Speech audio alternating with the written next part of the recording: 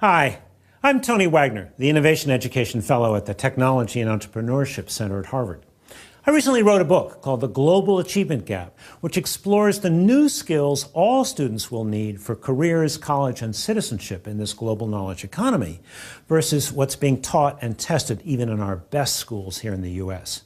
This resulted in an extraordinary invitation from the National Board of Education of Finland to consult with them as they think about their comprehensive education system for the 21st century.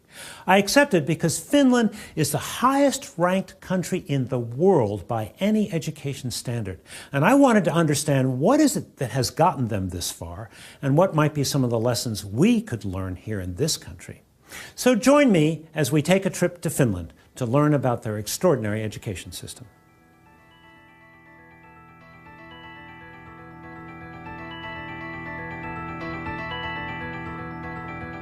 The question that is oftentimes asked when we get visitors from other countries to Finland, why are Finnish students successful? In Finland, families value education. They think that it's important.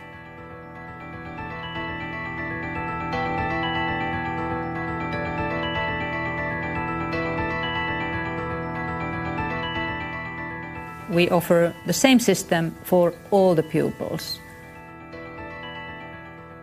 No matter what their social background is, no matter what their parents do, and so on. So everybody gets the same, similar education.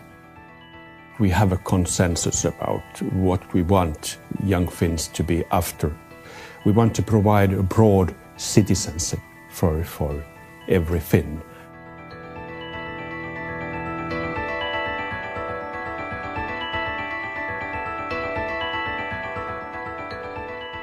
There is no one reason for Finland being on the top in all these rankings.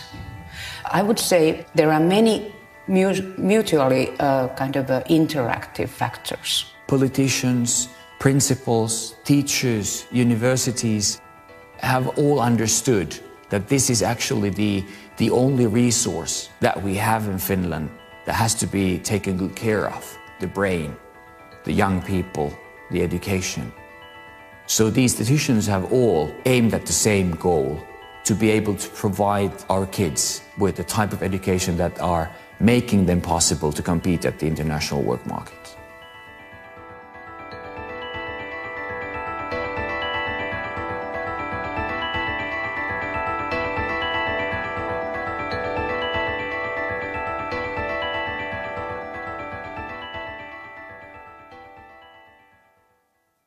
So how do you go about understanding a country's education system?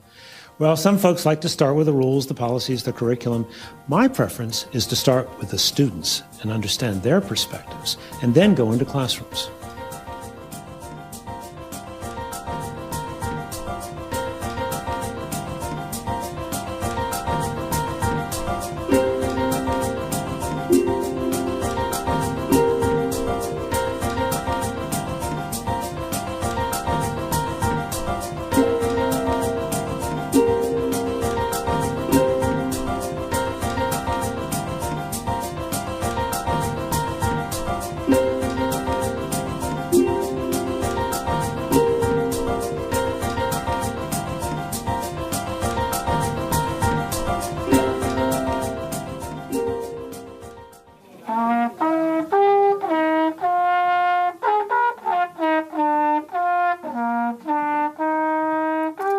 While we were in Sippo, I visited an elementary school, grades 1 through 6. A couple things stood out for me. First of all, the size of the school, small. Their schools, elementary, middle, and high, are much smaller than ours because they understand the importance of more intimate working relationships between teachers and relationships between students and teachers. Class size also tended to be smaller, on average about 20. But the other thing that stood out was in this particular lesson I observed, where students were learning about different sources of energy, both renewable and non-renewable, in second grade. But after they'd been studying energy for several weeks, the teacher asked them to write a puppet show, imagining that the power had gone off in their home, and then representing what would happen. Real life experience, thoughtful concepts, and the arts integrated into one curriculum. What is your dream? What would you like to do or accomplish in your future?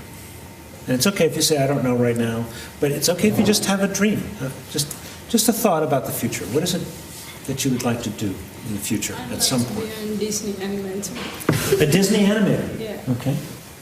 Vet. A vet? I'd like to be an engineer. I play ice hockey. So if I can't play in the SM League or so I like to own Coca-Cola. All right. Well, I have always wanted to be a musician. A musician. I just want to be rich and live in Bahama Island. So, I don't really know, but maybe a teacher. It would be cool to act or do some other things with movies and so on. Or to be, tietääkö joku mikä on nuoriso- ja vapaa-ajan ohjaaja? Youth leader. a youth leader. Okay. Psychologist. Psychologist. Good.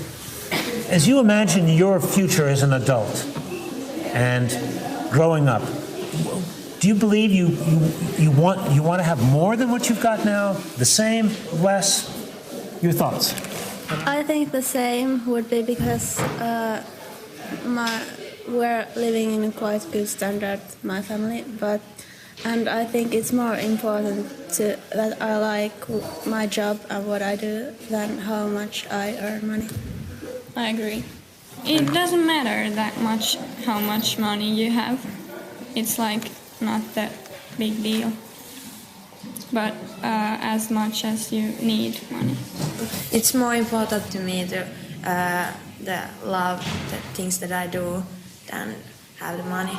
I also agree with the fact you have to like what you do, but if you don't make any money, like if you want to be an actor and then you just can't get a job, that is not wise. I don't think so. So I am pretty satisfied with the situation at my family's, so more or less the same. Mm-hmm. Yeah. Jobs that give you much money also take usually lots of time.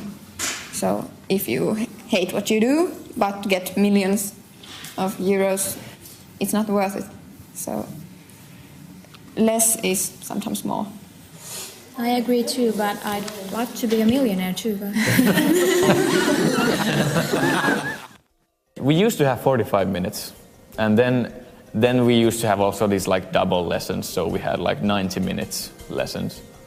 And they changed it because, you know, when a class starts, the first 5 minutes go to that everybody sits in place and is everybody now here, and then the last 5 minutes usually go that everybody is putting away their stuff.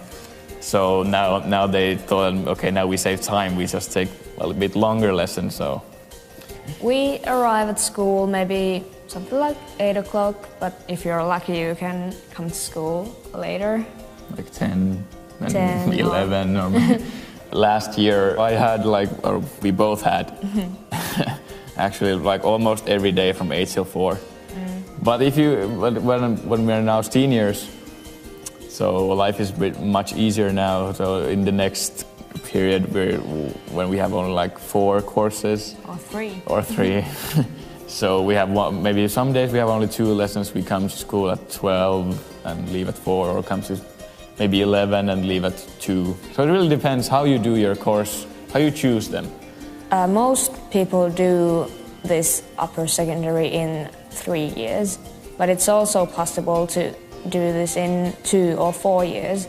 So of course if you do in 4 years, that means you have you don't have that many lessons every day. In my free time I see my friends and I fence, sword fighting, and then I play with my computer and I don't usually see my friends until the weekend because then you have more time. But I do sports, I do boxing or go to gym, or I spend a lot of time in front of the computer too. Facebook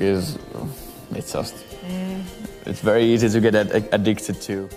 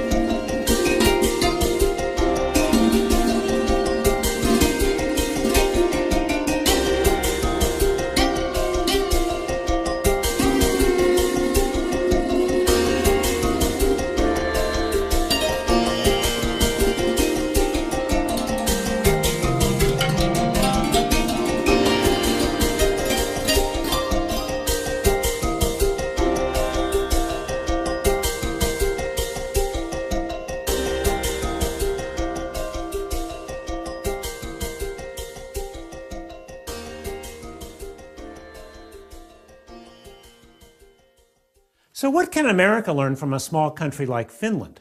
Well, the better comparison is actually with our states, which have substantial autonomy for their education systems. So we think it's actually interesting to compare the results from Finland with a state that has similar demographics, size, and population, and in fact was settled by Scandinavians, Minnesota. Minnesota, according to the last national NAEP test, our nation's report card, scored 4th highest in 8th grade math scores and 2nd highest in the country on 8th grade reading. But what most Americans don't understand is that our best is simply not good enough by international education comparisons.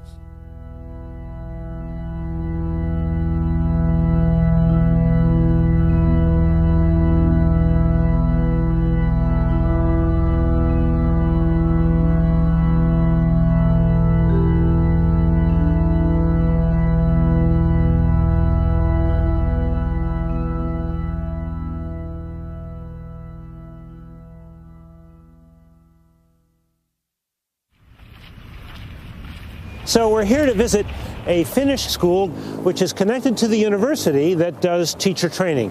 So what we expect to see are regular academic classes being taught by teachers who are also training student teachers. Here what we have is the lesson plan for the math class we're about to go visit with Johannes. And he outlines for us what was done in the previous lesson, which was the discovery of the Pythagorean theorem, which he just described to us. Now what we're going to apparently see is some oral calculation, proof of theorem, checking homework, how to calculate legs, that'll be interesting, written examples, individual practice, a short test of taught matter, and finally homework and self-evaluation. And it's a 75-minute class, so we're off to learn some math this morning. Mikä luku sopii x:n paikalle? X-potenssiin 2 on 64. This is a normal 8th grade math class, not tracked, not advanced. And yesterday this 8th grade class was discovering the Pythagorean theorem. So in some respects this is a fairly traditional class, teacher at the front of the room, kids facing the board. But one thing that's quite different is the fact that it's the kids doing the problems at the board, not the teacher. So that's the teacher's way of really trying to understand what these kids know and what they don't know. It's a dramatically better way of testing their thinking than just sort of collecting homework and grading it. Behind us, there are 7 student teachers who are observing this lesson as a part of their basic training. They are required to observe a large number of lessons, and not only just observe them, but then go back and in small groups critique and discuss those lessons. Oikeastaan we have very little testing, perhaps, you know. Yes. We don't have practically any testing until the end of the high school. Yeah, the matriculation exam. Yes. The more relaxed atmosphere that characterizes classrooms now seems to facilitate and improve learning and student motivation. We try to all the time say that it's up to you that you learn. Yes. And this is good for your future and it's fun to learn. So what did students have to do? You wanted them to understand this theorem. I wanted them to discover the theorem. To discover it? Discover the theorem. Well, that's a really important distinction, isn't it? Yes. The emphasis is not so much on mechanical performance, but on using math in concrete situations and sort of understanding the math. Mm-hmm. Our school system is very much oriented toward this kind of understanding and reading and also some problem solving and this kind of things. Mm-hmm. Teachers have always been revered in Finland. In the villages, they were the wise elders that people went to for advice and so on. But what is particularly striking about the Finnish story is how they have changed the nature of teaching. Teachers are no longer assembly line workers. Page 87 by October 5 in the textbook. They have become knowledge workers working collaboratively, thinking of their classroom as their laboratory for continuous innovation, trying to understand how to ensure that all students achieve at very, very high levels. Teachers are the ones who facilitate students to create, to do knowledge work together. And this kind of a knowledge co-creation happens in these learning environments. Today, teachers in Finland lead this kind of a multi-professional work together with those who work in libraries, science centers, museums. If you want to become a teacher, you have to do pretty well, and also you have to have pretty high marks, high grades to be able to enter the university. And if you do well, then you might be accepted. Not everybody who succeeds really well and has good grades, they are not automatically accepted. In a lot of countries, teaching is something that those people who can't get other jobs do. But in Finland, it's a job where people apply to the teacher education and to be teachers. So it's an esteemed profession. Young people in Finland, they want to be teachers. And we get very competent teacher students. We have 5-year study programs for all teachers, both class teachers and subject teachers. Subject teachers, they major in their subject, and class teachers, they major in educational studies. So it's 3 years of bachelor's and 2 years of master's. I've been a student. It's quite rare that all teachers have the university master's degree. Yeah. I think most countries don't have that. It's probably one factor. The main reasons for our success, I would say, that it's teacher education, that we're able that we have teachers that all have masters. We call it a research-based teacher education. And it means that it's much more important to learn to think pedagogically and be a reflective, inquiry-oriented teacher. Even if you do extremely well in both your matriculation examination and have good grades in your report card, you cannot just walk in. So you have to do well also in the entrance examination. And for that you have to study quite a lot, I'm afraid, because the percentage you get who manage to start their studies at the university, that's quite low in Finland. We have much more applicants than what we can take in. So teachers' profession is very, very highly appreciated here in Finland. This year there were 1,600 applicants, and we could take in only 10% of those people.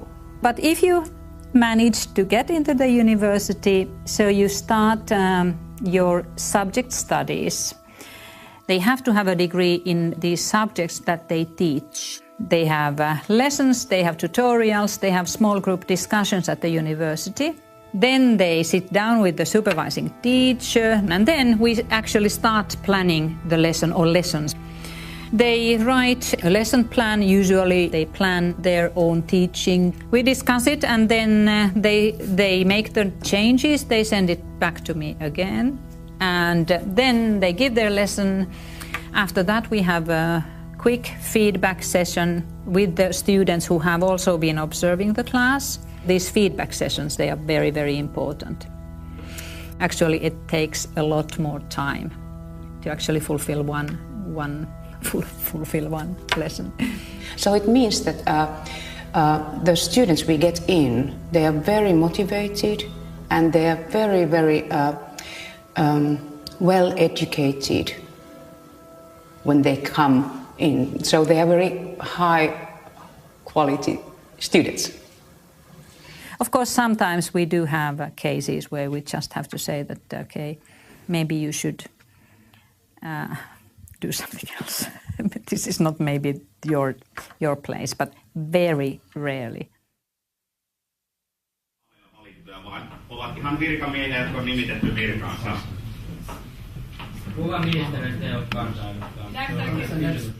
The beginning of the class is used as either warm up or cool down. The teachers talk about it in different ways, but it's a way of relaxing the kids and also engaging them. I'm also struck by the fact that this teacher has never seen this group of kids before, but his rapport and his interaction with them is just wonderful. Lively, interesting, fun, but also very academically demanding. 8 ihmistä samassa käymässä, ne edes tunne toisiaan. Miksi ne kutsuttiin solukäyppä? He's using very current events to actually teach a fairly basic content at the moment. The 3 questions at the top of each slide is, who is this person, what is the ministry, and what is the political party? Kyllä. Tänään itse asiassa käsitellään juuri tätä aihetta, että millä tavalla se luottamus säilyy niin kansalla kuin eduskunnalla, esimerkiksi ministereihin tai kansanedustajiin. Seuraava pari. Valtioneuvoston. Tämä laitetaan vihkoon nyt ylös. Fascinating little debate taking place now. The student teacher just put up the frameworks for comprehensive education that was approved by the ministry some years ago. And the student just said, well, do you think the ministry has lived up to the promises they've made about what a good comprehensive education should be? So now they're debating the quality of the education they've received versus what was being promised to them. Whole group asked very tough question. Yes. Maybe, I think. Yes. But fortunately, you have very good knowledge of the subject. Not once you were lost. What do you think about the lesson? I thought it was very nice. I wouldn't have spoken so much in the lesson, and I would have given them more space. But it's a difficult subject, and they ask questions all the time, so it took the time. The challenge for any of us as teachers is what Ted Sizer said, which he said, less is more. Yeah. Doing less, going in greater depth. Yeah. Again, maybe too much talk from me, and I like to have a little bit more activity for students. Yes. I understand also your problem that you have had so much to teach that it's very difficult to cut. They observe our classes in multi-subject groups. So all those who are considering coming to the teaching practice follow lessons given by us. We just teach. We do our everyday work, and they follow us. So you're really modeling the behavior, or behavior being of transparency, right? You're having whole groups of kids, future teachers, come in and watch you teach. It's true. And in part, which, as I hear you say this, you're saying that this is the norm. That the norm is we're going to watch each other teach all the time. Is that a fair summary? The stage is open for everybody. You could drop into any classroom here and watch. And it's also encouraged before they start teaching themselves. So we have these observation sessions ongoing all the time. And they're told what to be looking for? The questions that we have designed for that purpose they are quite simple. What did you see? It could be one question. What would you have done differently? Mm-hmm. What are your thoughts about some points? 3 very simple questions. Mm-hmm. Because we realized these 3 simple questions might, in a way, lead their concentration to the content.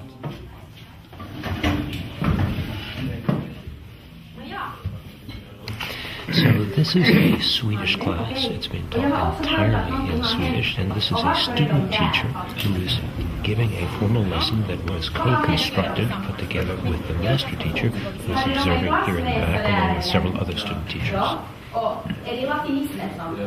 The teacher trainer has sent me the lesson plan by email on Sunday, and I've been commenting on her plan and ideas through email correspondence. And she's been reviewing it and sending it back to me.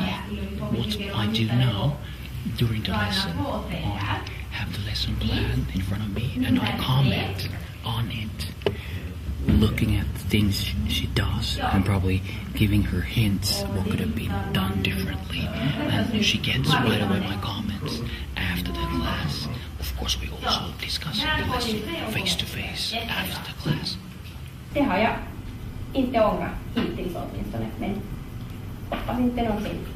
She's quite well using other material, for example, a YouTube video and text from other resources, but going back to the actual resource textbooks after these introductory sections. John Goodlad, in his studies of high schools in the 1980s, discovered that teacher talk time comprised 85% of the lessons in American high schools across all content areas. So what are you seeing here in terms of teacher talk time versus student work time? I would like to see that it would be 60% the student and 40% the teacher. And I'm going to give a feedback to her that every time she would have had a chance to throw the ball in the classroom, she should have done it. So can you say a little bit about why you chose that video? Why did you show it? The theme of this lesson was the future and what these 15-year-old people are going to do after this class. They're going to high school or whatever. This song was quite good to support the theme, and I've learned that it's good to use just music or some listening comprehension exercises or something like that to cool down the class. And I've experienced that it works. Listening comprehension exercises and music is the best way to calm down a class that is a bit, how do you say it? Well, not that calm. Yeah. So I've just spent the day observing classes, talking to teachers and students, and trying to better understand what is it that actually happens in classrooms that accounts for these extraordinary results. Several things we observed that were in common to all of these classes. These classes really focused on teaching students how to think, giving students a sense of being able to really actively engage in their learning, not penalizing mistakes. Finally, I was struck by the attention to detail in the ways in which these master teachers work with student teachers in their classes. There is a technique, a methodology, if you will, a national curriculum for preparing these teachers so that they get a great deal of classroom experience, they get a great deal of coaching on how to become a better teacher, and there's a clear understanding about what, in fact, is good teaching.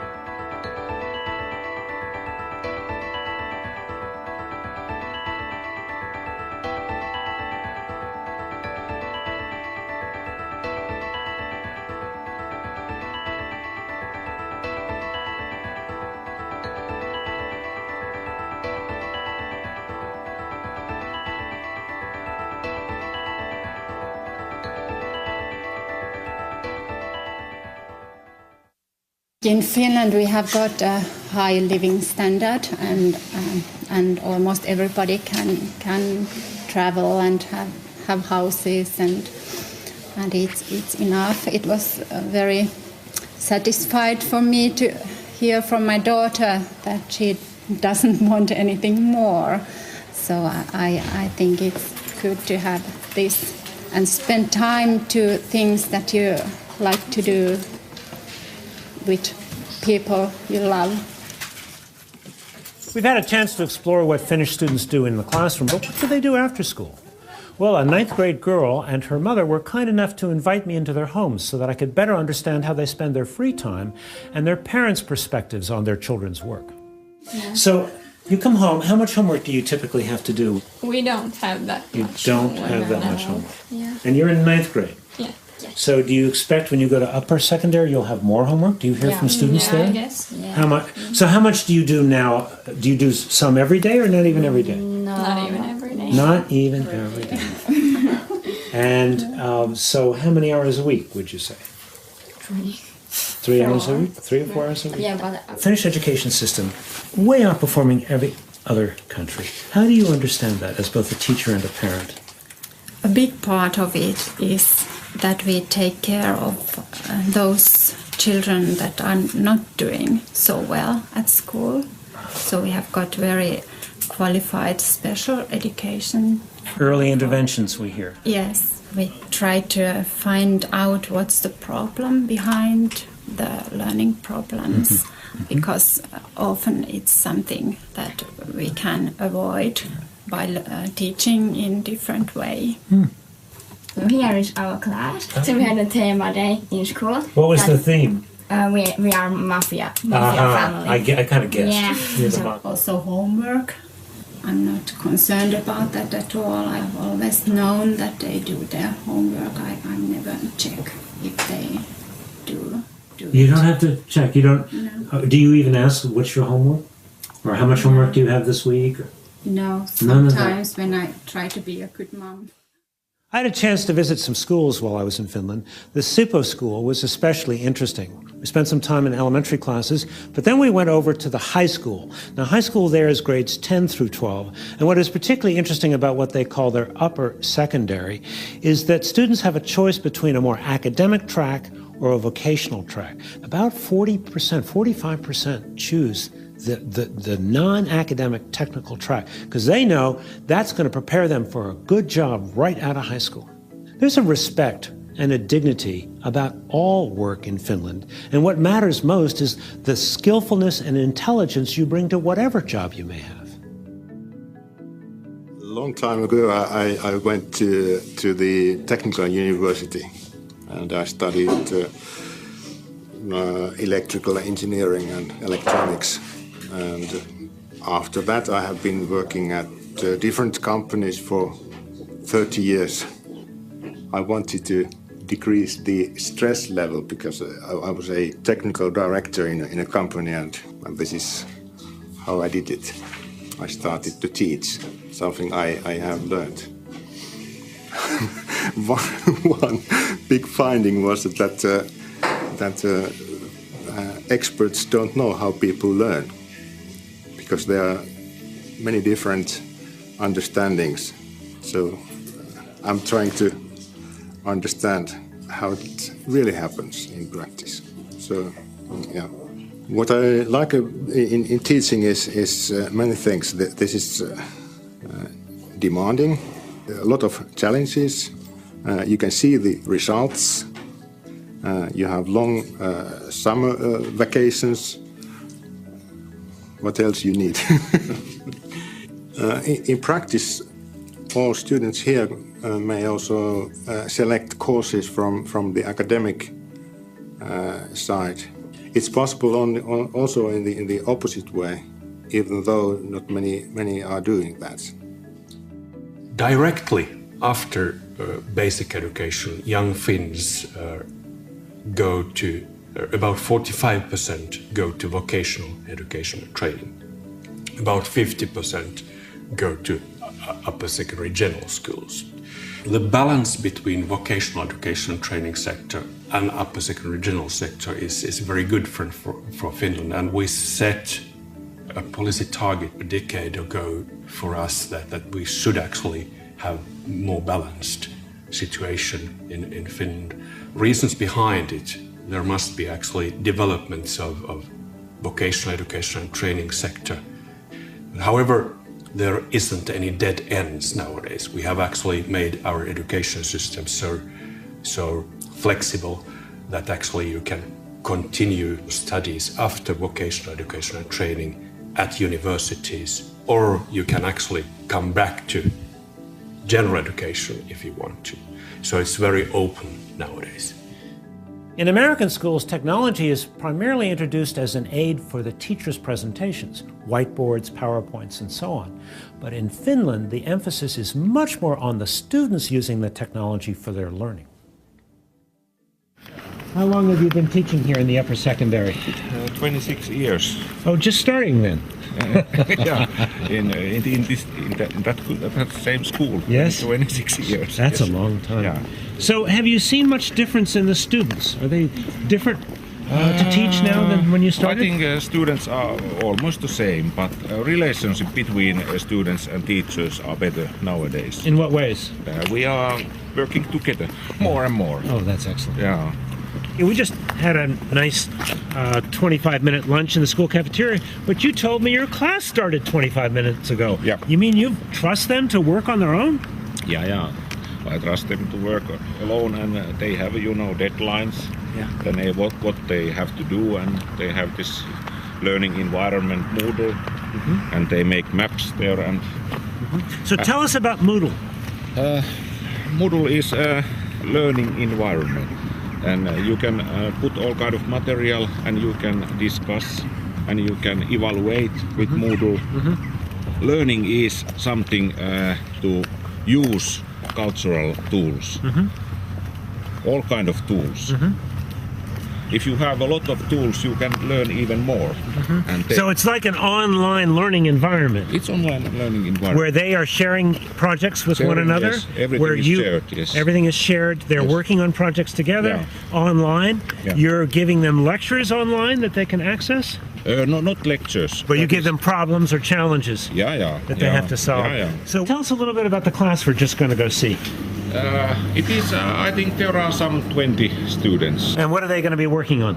They are working kind of geography study about African countries. Okay. Hanna, can you tell me what you're working on, please? I'm searching some information about African land Togo, which is this. How much time do you have to work on this project? About 5 weeks. 5 weeks? Just to work on this project? Yes. And you're working alone for 5 weeks? Yeah. Is that hard? Well, I don't think so. It's actually, I kind of enjoy this. Yeah. I think this is quite fun. I have to do something in every category? Yes. Here working on Zimbabwe's nature map, and I have to make one map on paper and one map in internet. Oh, I see. So you're also having to write here some answers that the rest of the class will see that will be shared from the software. And other students will comment on your work? Yes, yes. Do you find this useful? Would you rather be reading a textbook and taking tests? I think this is quite a good way to learn. Use more of your own creativity, your own thinking, and your own ideas about how to create an effective mind map? Yeah, exactly. Niin, tuohon linkkiin sun pitäisi kopioida se sieltä sivun otsikko vielä. Tää kokonaan? Joo. Eli se, ja sit se laitetaan siihen kopioi liitä. Ja sit OK. Ja nyt kun sä menet sinne Moodleen ja painat tallennan, niin se tulee. We are studying business marketing. So at this moment, we are studying the social media marketing, which is a quite new area. You know, no one knows where the marketing in social media is going. So students are actually in the Facebook, which they love, trying to find out different kind of articles, especially about Facebook and marketing. They are using Wikipedia. It's quite interesting because when you see something new is growing, so you need to go right to it and to see where it's going to.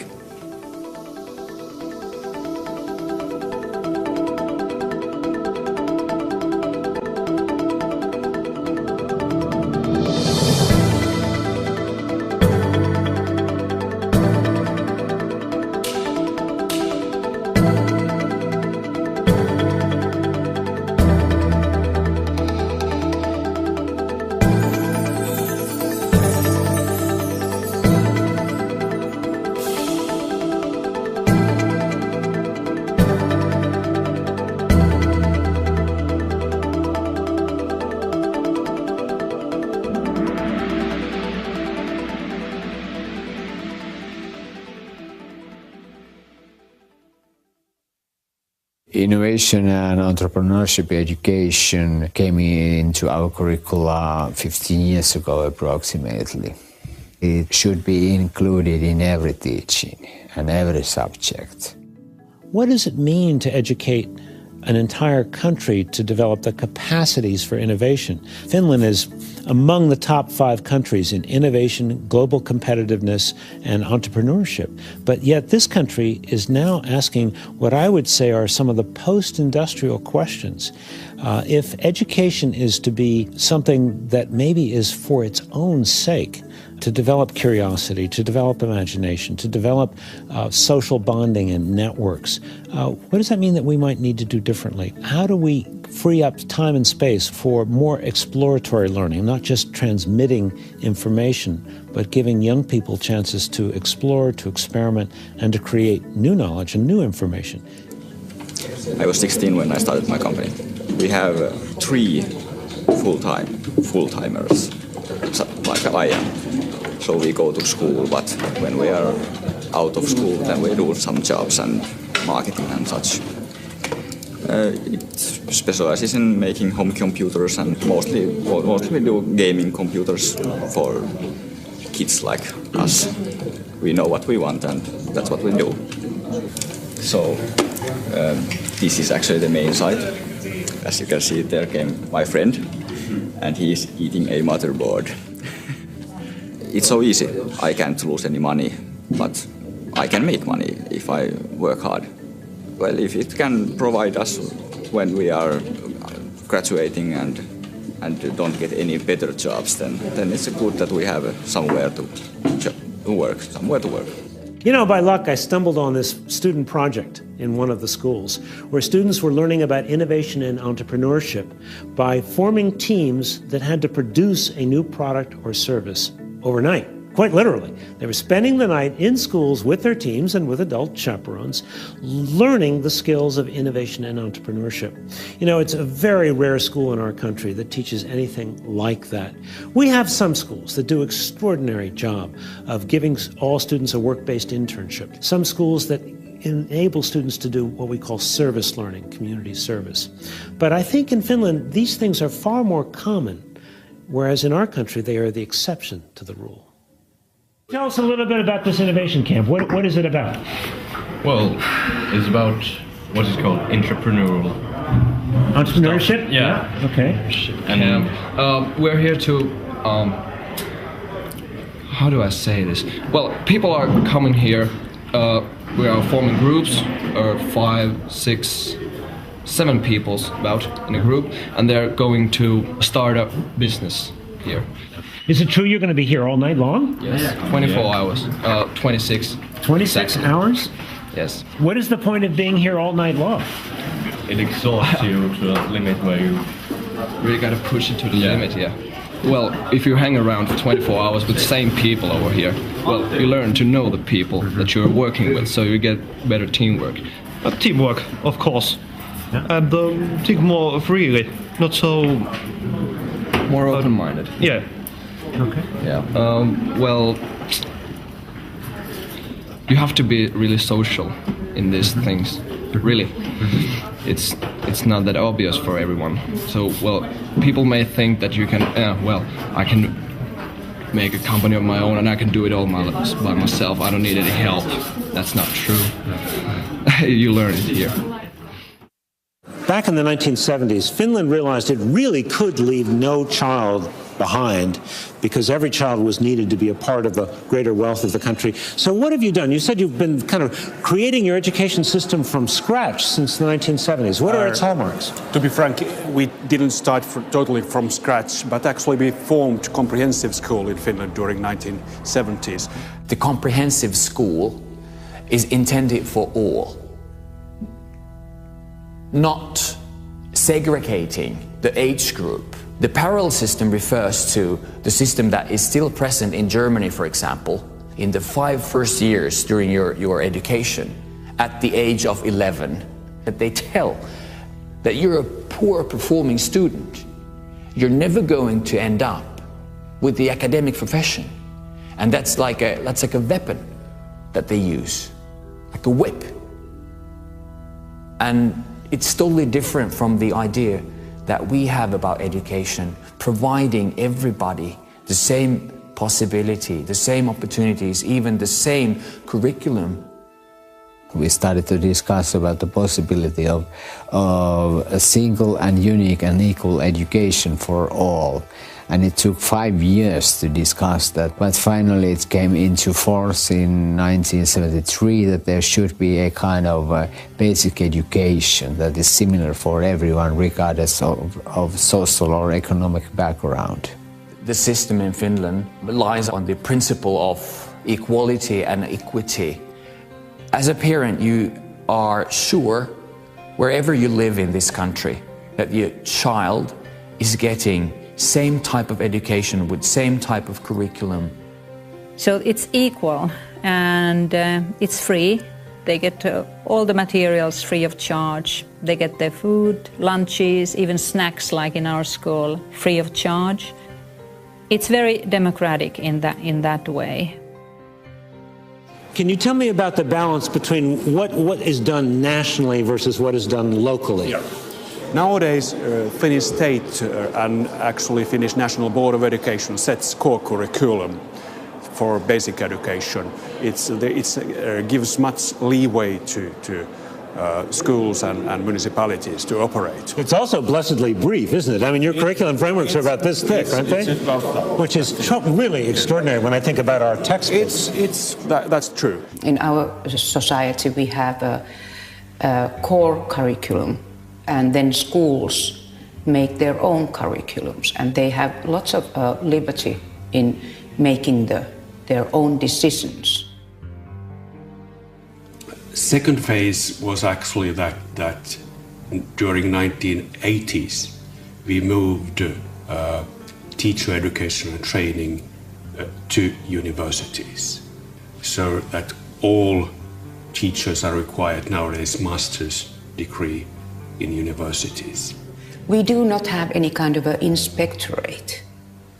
You know, there are no inspecting schools or teachers. We kind of trust to our system. You know, we have a whole system where principals are supposed to come in and formally evaluate the teacher. But you don't do that here, do you? In Finland, the school's education system is based on trust. That the teachers are trusted to do their work properly. If people are trusted, then they want to be worth that trust. They are more bound to be trustworthy. I think people perform better when they are trusted. They do a better job when they are not controlled, because nobody wants to be told what to do. So there is a huge trust to all levels in this educational system we have. Ministry trusts on the schools and this system, and parents trust on our educational system that allows you to act freely, concentrate on your individual way of learning how to learn. Actually, it took 25 years to learn how to trust. And in 1991, 1993, when we localized the curriculum process I told you previously, we learned to trust each other. I think if people are always checking up on you, then you are just trying to show them that, or try to look that you are doing your job well.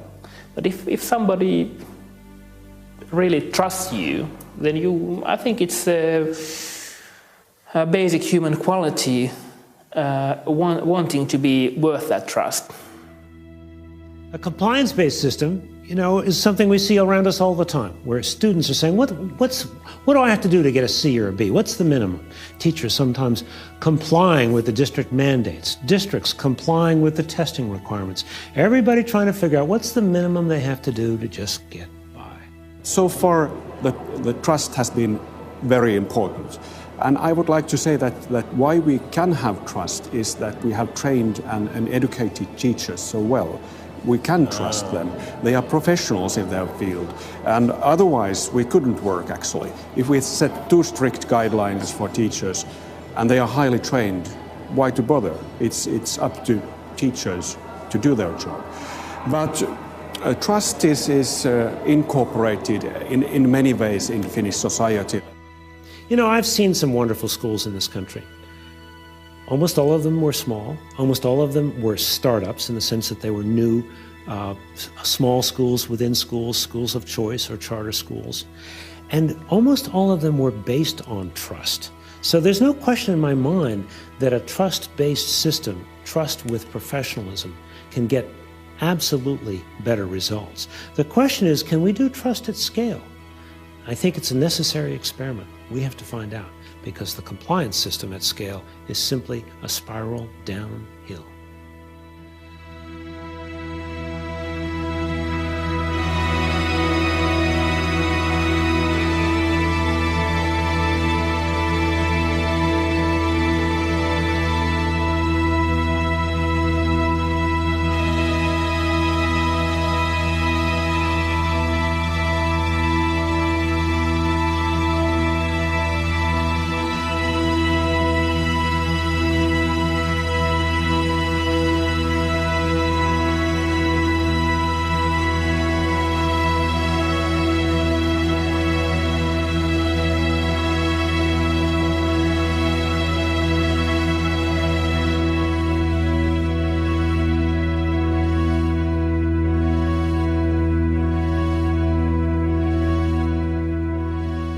I went to Finland as a guest of the National Board of Education, who was sponsoring, along with the Finnish Ministry of Education, a conference called Education 2020. And they had invited some of the leading policymakers, educators, and so on to come and really talk about how the comprehensive education goals may need to be shifted or changed in the coming years for all students in Finland.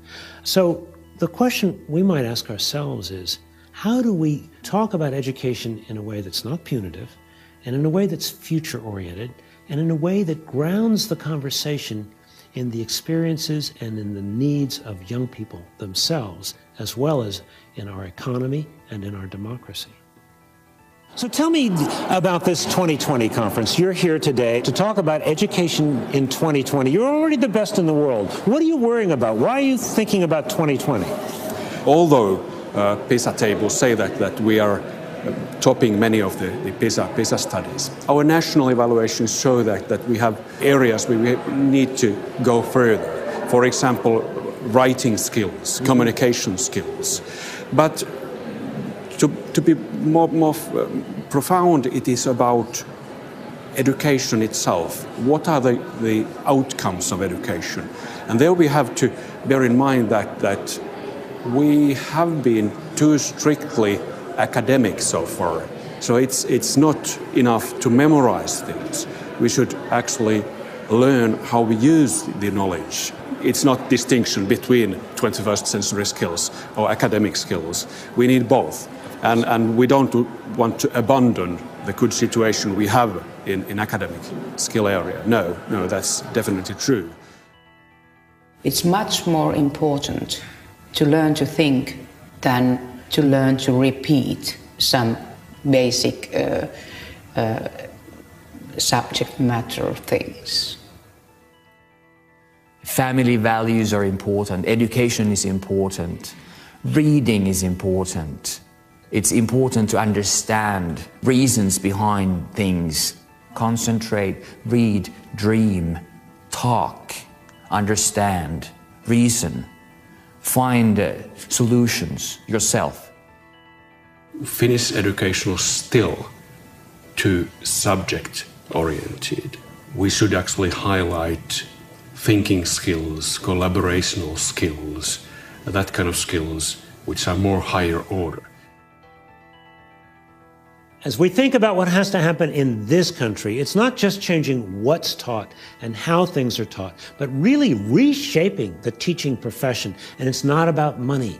It's about teachers thinking of themselves as knowledge workers, teachers understanding that they have to be innovators in the classroom every single day as they think about bringing all students to high levels of attainment.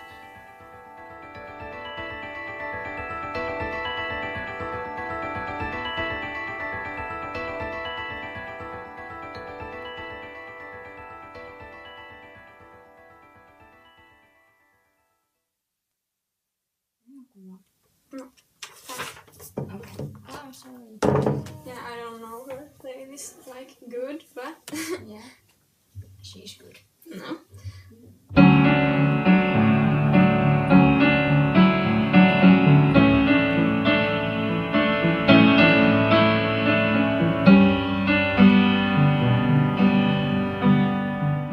You know what most impressed me about my experience in Finland is the way an entire country has focused relentlessly on preparing all students for work and citizenship in the 21st century.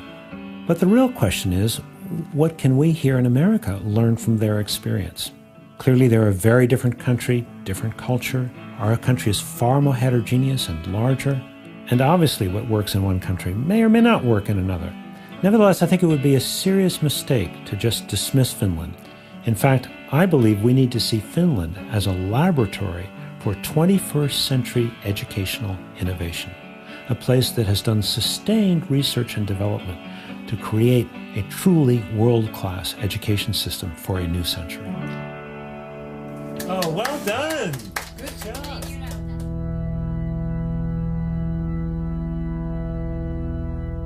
One of the most important lessons from Finland is that the business of school is learning, period. It's not sports, nor is it even extracurriculars. Nothing interrupts the learning process in classrooms. It is sacrosanct. A second valuable lesson is the way in which they have totally transformed the education profession over the last quarter century. Very high standards for admission into schools of education, so only the very top students become teachers. All teachers must earn a master's degree, which brings far more academic rigor into the classroom. And the kind of training these student teachers receive, where they observe master teachers and have their own teaching practices critically evaluated, really prepares them to enter into the classroom ready to engage all students. Yet a third lesson from Finland is the idea of less being more. Very few national curriculum guidelines which can be adapted locally. Class time is longer and there are fewer classes in the day, which allows students far more time to do projects and to go into greater depth in their academic studies. Then there are the ways in which Finland has focused on how best to motivate students. The students have many more choices for the projects they pursue in their classes, and the arts are far more well integrated into every class.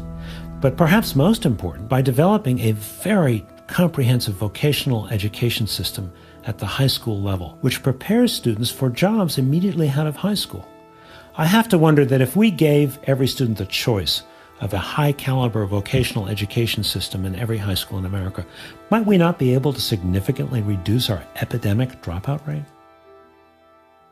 But what I found most surprising of all is the way in which the Finnish education system is built upon trust. The ministry trusts the municipalities to adapt and adopt the national curriculum as needed. The municipalities trust the teachers and the schools to do what's right.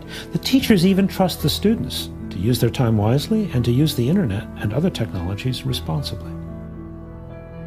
Of course, trust doesn't happen overnight. The Finns began with developing a real consensus about the importance of education and the purpose of education. This consensus has enabled Finns to work far more collaboratively and cooperatively to prepare all of their children for a rich and satisfying and productive life in the new global knowledge economy. So is there anything Finland might learn from some of America's best education practices? Actually, I think there is. In the best schools that I've seen in this country, students have digital portfolios and publish their work.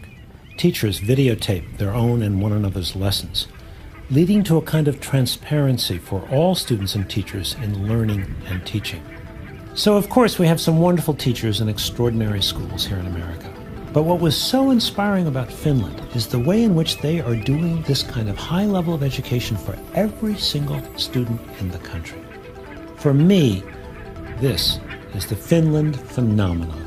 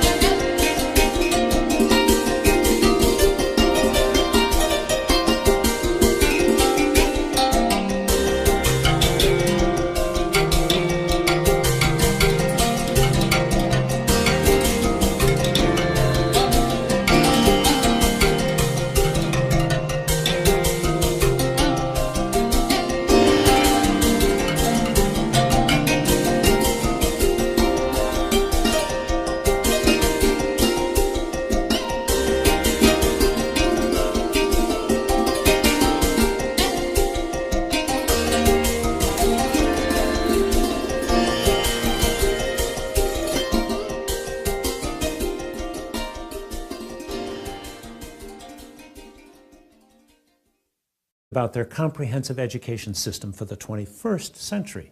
I accepted because Finland is the highest ranked country in the world by any education standard.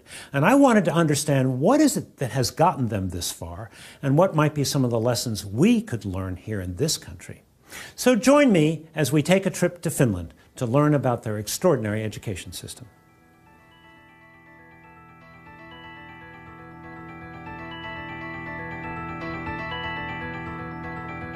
The question that is oftentimes asked when we get visitors from other countries to Finland, why are Finnish students successful?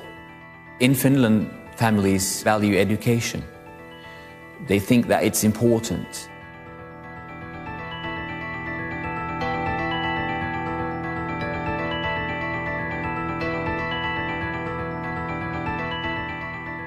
We offer the same system for all the pupils. No matter what their social background is, no matter what their parents do and so on. So everybody gets the same, similar education. We have a consensus about what we want young Finns to be after. We want to provide a broad citizenship for every Finn.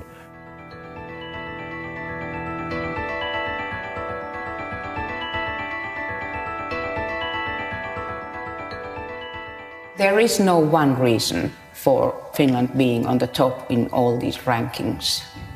I would say there are many mutually interactive factors. Politicians, principals, teachers, universities have all understood that this is actually the only resource that we have in Finland that has to be taken good care of. The brain, the young people, the education. So the institutions have all aimed at the same goal, to be able to... The power had gone off in their home and then representing what would happen. Real life experience, thoughtful concepts, and the arts integrated into one curriculum.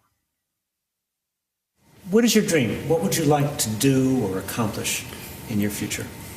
And it's okay if you say, I don't know right now, but it's okay if you just have a dream, just a thought about the future. What is it that you would like to do in the future at some point? A Disney animator. A Disney animator? Yeah. Okay. Vet. A vet? I'd like to be an engineer. I play ice hockey. So if I can't play in the SM League or so I like to own Coca-Cola. Right? Well, I have always wanted to be a musician. A musician? Yeah. I just want to be rich and live in Bahama Islands. I don't really know, but maybe a teacher. It would be cool to act or do some other things with movies and so on. Or to be... Tietääkö joku, mikä on nuoriso- ja vapaa-ajan ohjaaja? Youth leader. A youth leader. Okay. Psychologist. Psychologist. Good. As you imagine your future as an adult and growing up, do you believe you want to have more than what you've got now? The same? Less? Your thoughts? I think the same would be because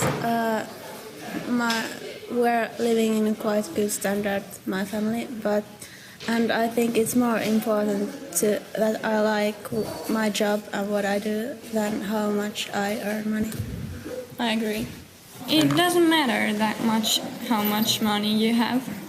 It's like not that big deal. But as much as you need money.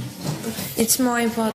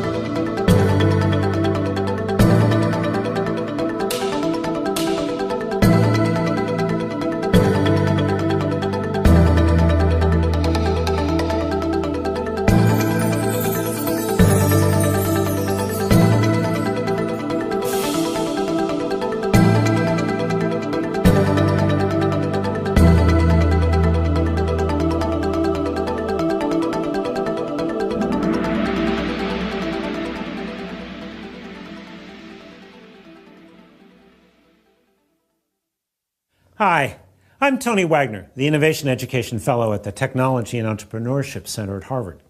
I recently wrote a book called The Global Achievement Gap, which explores the new skills all students will need for careers, college, and citizenship in this global knowledge economy versus what's being taught and tested even in our best schools here in the U.S. This resulted in an extraordinary invitation from the National Board of Education of Finland to consult with them as they think of provide our kids with the type of education that are making them possible to compete at the international work market.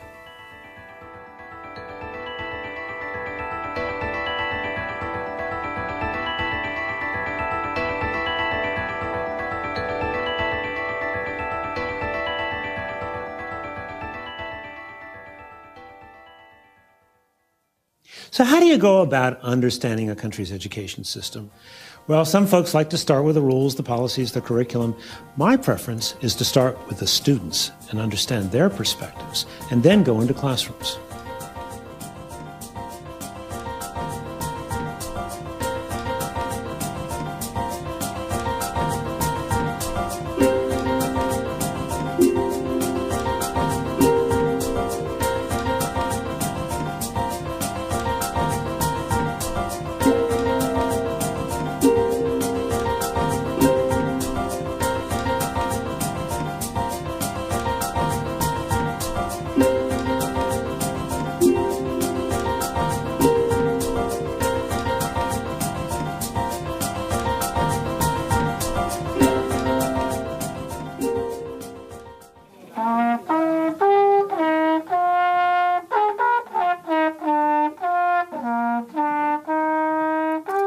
While we were in SIPO, I visited an elementary school, grades 1 through 6. A couple things stood out for me. First of all, the size of the school, small. Their schools, elementary, middle, and high, are much smaller than ours because they understand the importance of more intimate working relationships between teachers and relationships between students and teachers. Class size also tended to be smaller, on average about 20. But the other thing that stood out was in this particular lesson I observed, where students were learning about different sources of energy, both renewable and non-renewable, in second grade. But after they'd been studying energy for several weeks, the teacher asked them to write a puppet show, imagining that... Taught to me to love the things that I do and have the money.